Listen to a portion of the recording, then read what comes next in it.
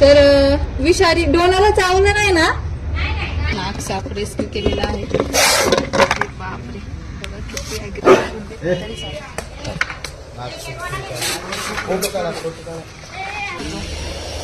आपल्याला घाबरवायला. नाक हा असा साप आहे मित्रांनो. भीती जाणवल्यावर बाकीचे साप कसे लगेच पळून जातात, पण नाक थांबतो त्या ठिकाणी